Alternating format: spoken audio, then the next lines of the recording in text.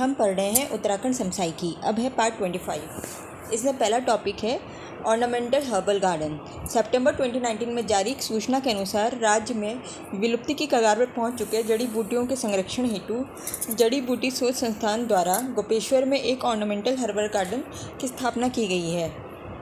ऐसा ही एक गार्डन की स्थापना धनोल्टी तथा पिथौरागढ़ में भी की जाएगी। तो ये क्या है? Ornamental herbal garden. ये जड़ी बूटी से रिलेटेड है ऑर्नामेंटल हर्बल गार्डन।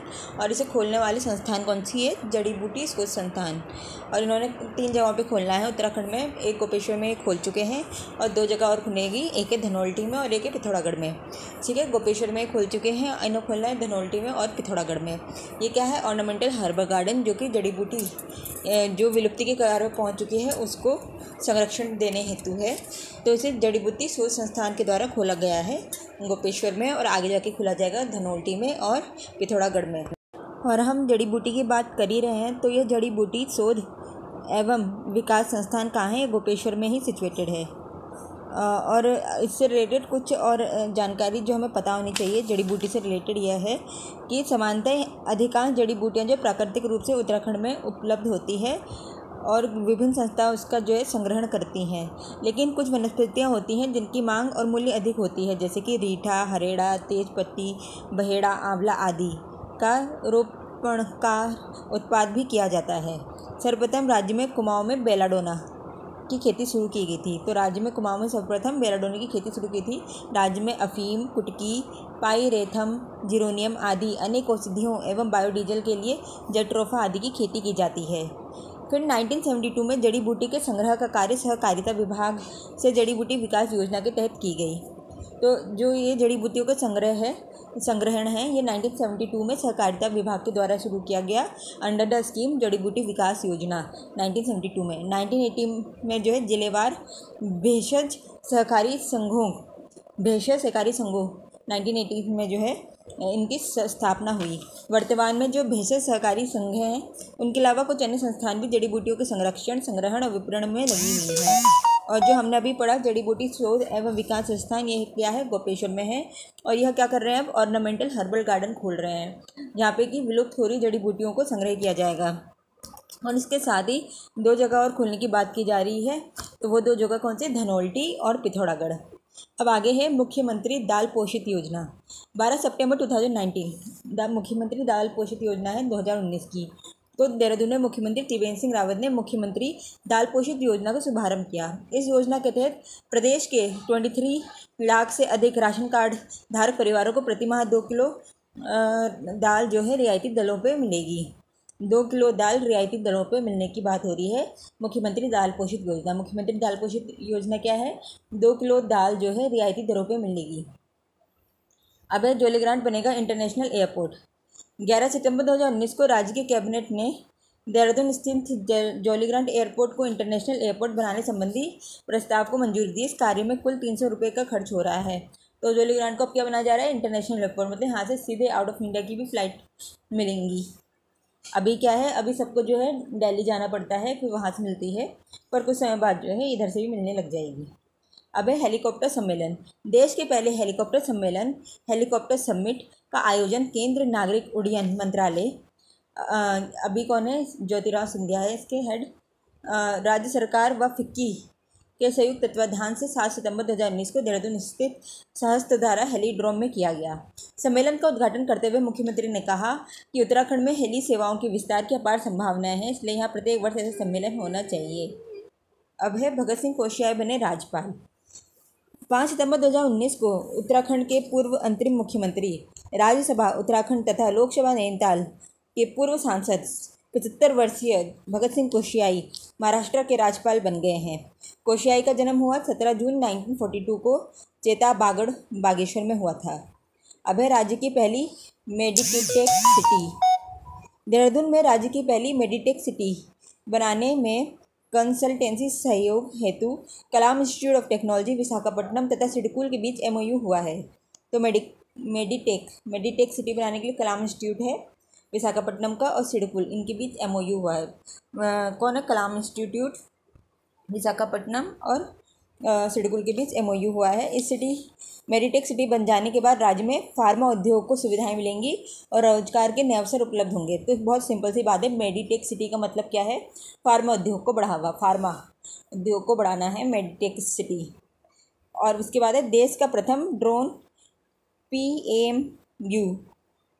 29 अगस्त 2019 को जारी सूचना के अनुसार ड्रोन तकनीक को बढ़ावा देने के लिए IT पार्क देहरादून में शीघ्र ही देश और प्रदेश का पहला ड्रोन प्रोजेक्ट मैनेजमेंट यूनिट लगाया जाएगा। इस केंद्र में ड्रोन तकनीक पर नए शोध एवं विकास में काम किए जाएंगे और लोगों को ड्रोन संबंधी प्रशिक्षण दिया जाएगा। और ड्रोन से रिलेटेड हमने पिछला पढ़ा था हमने कि उत्तराखंड में जो है पहली ड्रोन उत्पादन इकाई अब खुल चुकी है, जो कि 8 जुलाई 2022 को खुली। तो 8 जून 2022 को पहली ड्रोन उत्पादन इकाई जो है उत्तराखंड में खुली है। और जो है 29 अगस्त 2019 को देश का प्रथम ड्रोन PMU मतलब प्रोजेक्ट मैनेजमेंट यूनिट लगाया जाएगा। इसके ऊपर जो है काम स्टार्ट हुआ था, मतलब 2019 में स्टार्ट हुआ था और 2022 में जाके पहला ड्रोन इकाई जो है उत्तराखंड में लग गई। पर ये लगी कहाँ है? रुड़की में स्थित रामनगर औद्योगिक क्षेत्र में। सिडकुल में ही लगा है, रामनगर औद्योगिक क्षेत्र है रुड़की में, वहाँ पे लगा है।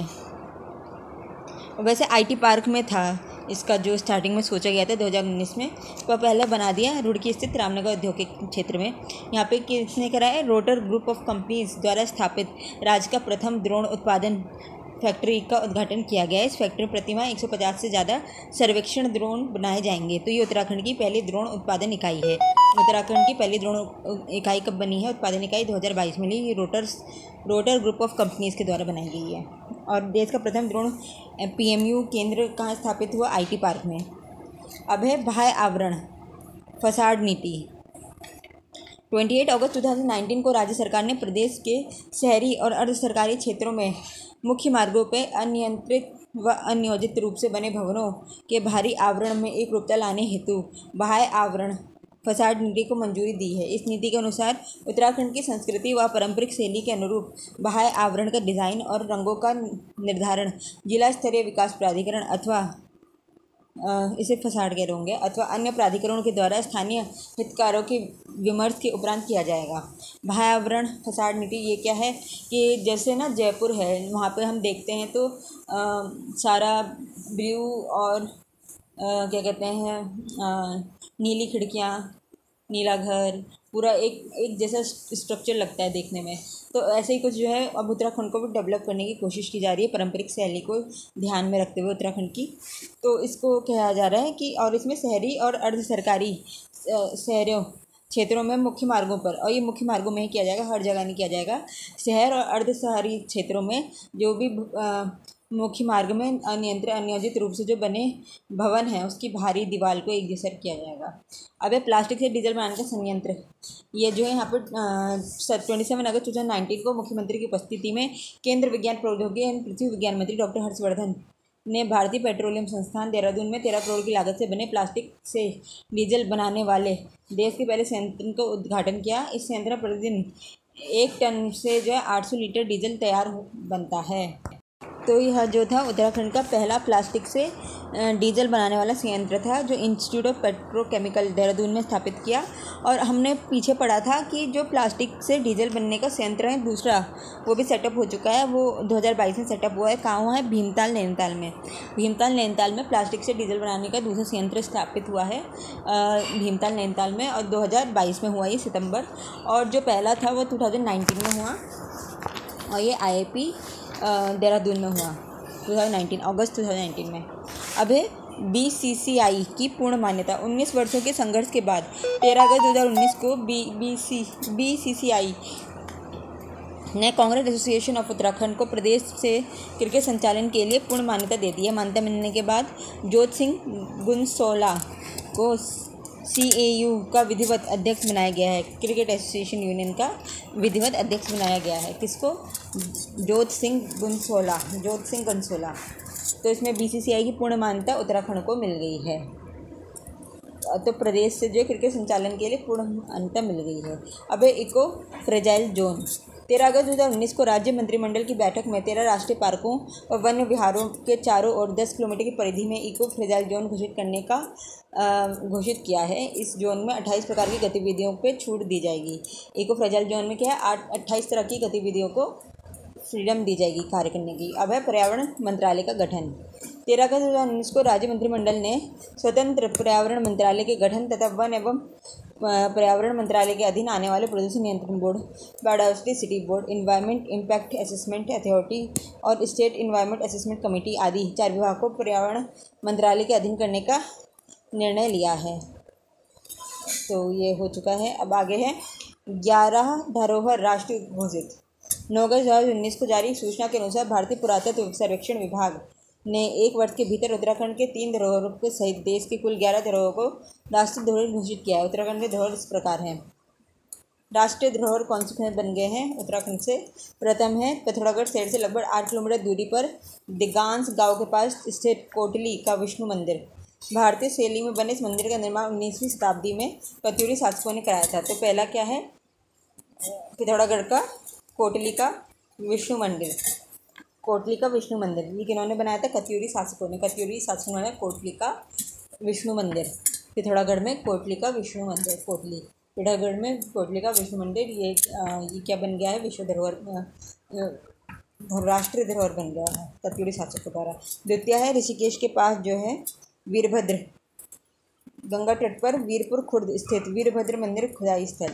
इस स्थल पर 1973 से 1975 के बीच खुदाई कराई गई। खुदाई के परिणामस्वरूप 3 सांस्कृतिक स्थल प्रकाश में आए जो क्रमशः पहले से 3वीं शताब्दी, चौथी से 5वीं शताब्दी तथा 7वीं से 8वीं शताब्दी की है। यहाँ मिट्टी के घरों के अलावा शिव मंदिर भी मिल रहे हैं। तृतीय है देहरादून जिले के कालसी के समीप ऐतिहासिक स्थल है जगत ग्राम। इस स्थल पर 1959 में खुदाई 52 से 54 के बीच खुदाई कराई गई थी। परिणाम स्वरूप यहाँ उड़ते गरुड़ के आकार वाली 3 दुर्लभ यज्ञ वेदिकाएँ मिली हैं। तो पहला पिथौरागढ़ है, दूसरा ऋषिकेश है और तीसरा कालसी है। कालसी में यज्ञ वेदिका है, ऋषिकेश में शिवलिंग है और वीरभद्र का मंदिर है। और वीरभद्र थे कौन? तो ये शिव जी के जटा से उत्पन्न है। इन्होंने दक्ष का सर्वनाश किया था, गला काटा था। अब है हिमालय कॉन्क्लेव। हिमालयी राज्यों के विकास के संबंध में विभिन्न मुद्दों पर विचार विमर्श करने हेतु 11 हिमालयी राज्यों को पहले हिमालयन कॉन्क्लेव का आयोजन 28 जुलाई 2019 को मसूरी में किया गया। इस कॉन्क्लेव में असम को छोड़कर शेष सभी 10 राज्यों ने प्रतिनिधित्व किया। हिमालयी राज्यों में ऐसा कॉन्क्लेव प्रतिवर्ष आयोजित होने का निर्णय किया गया है। Thank you.